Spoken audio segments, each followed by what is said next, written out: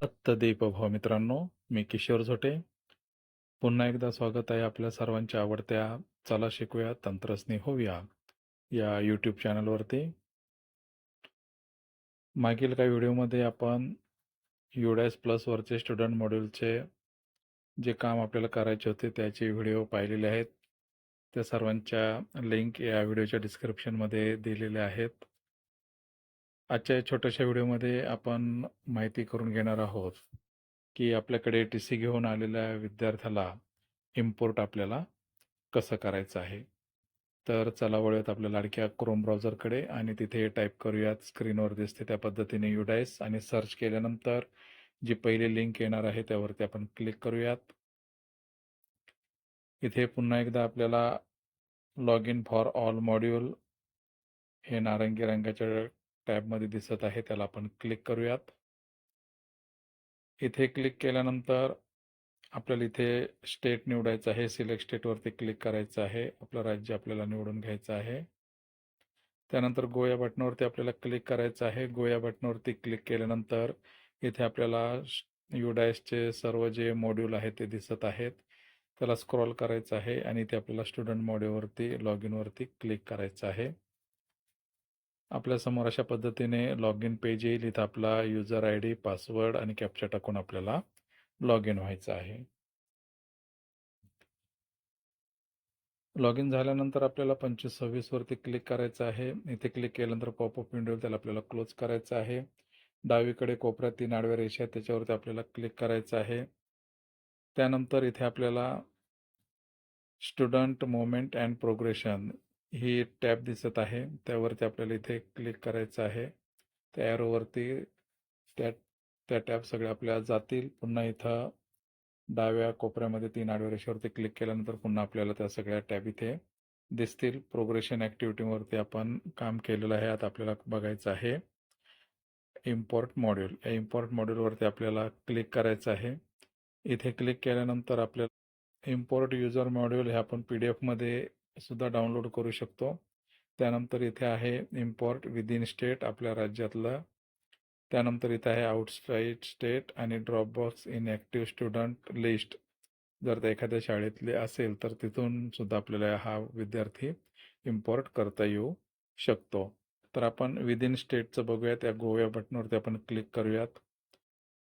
आता इथे जर आपल्याला पेन नंबर आणि त्याचा डेट ऑफ बर्थ माहीत असेल तर आपल्याला त्याला शोधायला सोपं जाईल. जर ते नसेल तर मग इथे आपल्याला दिसते बघा, search by PEN, get PEN and date of birth यावरती जर आपण क्लिक केलं तर इथे आपल्याला त्याचा आधार नंबर विचारत आहे आणि इयर ऑफ बर्थ त्याचं जन्माचं वर्ष विचारत आहे.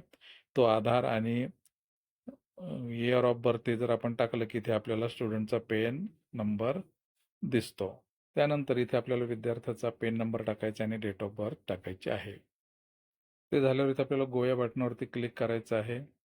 गो या बटनावरती क्लिक केल्यानंतर तो विद्यार्थी आपल्याला इथे दिसतोय. मात्र इथे जर आपल्याला त्याचं स्टेटसमध्ये ॲक्टिव्ह हा शब्द दिसत असेल तर आपल्याला इथं त्याला इम्पोर्ट करायची खाली जे आहे ते टॅब इथे दिसत नाही. तर त्यावेळेस आपल्याला काय करावं लागेल, तर इथे जर ॲक्टिव्ह स्टुडंट स्टेटस ॲक्टिव्ह दिसत असेल तर त्या शाळेशी आपल्याला संपर्क करावा लागणार आहे आणि त्यांना सांगावं लागणार आहे की हा विद्यार्थी जो आहे तो आपल्याला काय करायचा आहे, तर त्यांनी आधी लेफ्ट विथ TC त्याला करावं लागणार आहे. त्याच वेळेस हा विद्यार्थी आपल्याला घेता येणार आहे.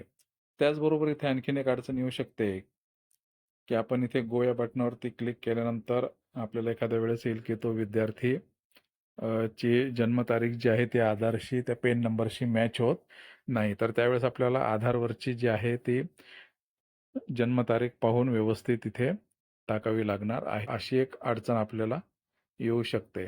त्यानंतर आपण पुन्हा एकदा विद्यार्थी निवडूया दुसरा. त्याला आपण गो या बटनावरती क्लिक केलेलं आहे. आता गो या बटनावरती क्लिक केल्यानंतर इथं स्टुडंट स्टेटसमध्ये आलेलं बघा, drop box end session due to progression TC active for import status not known. म्हणजे इथे आता हा विद्यार्थी जो आहे तो ड्रॉप बॉक्समध्ये आलेला आहे. त्यांनी लेफ्ट विथ TC त्याला केलेला आहे आणि तो आता आपल्याला घेता येईल. त्याचं आपल्याला इथे सगळं नाव वगैरे बघून घ्यायचं आहे. तोच विद्यार्थी आहे का आपल्याकडे ज्याची टी-सी आलेली आहे. सोयीसाठी इम्पोर्टेड क्लाससाठी इथं तो क्लास दाखवेल. तो क्लास योग्य आहे का तो बघून घ्यायचा आहे. सिलेक्ट सेक्शन इथे आपली तुकडी निवडून घ्यायची आहे. त्यानंतर डेट ऑफ ॲडमिशन आपण त्याला आपल्या शाळेमध्ये ॲडमिशन कधी दिलेले आहे ती डेट इथे आपल्याला निवडायची आहे आणि इम्पोर्ट या टॅबवरती आपल्याला क्लिक करायचे आहे. हे पॉपअप विंडो येईल.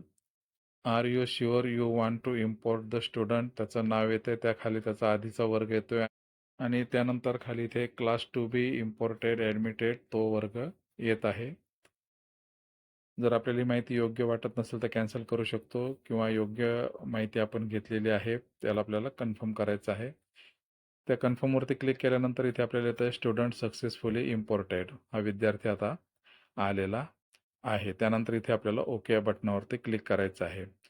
तर इथे विद्यार्थी इम्पोर्ट केल्यानंतर लगेच आपल्या पोर्टलवर जर दिसला नाही तर आपल्याला किमान 2 तास वाट पाहणं आहे. कारण UDAS प्लसवरती कुठलंही काम ज्यावर आपण केलं तर 2 तास अपडेट होण्यासाठी लागत असतात.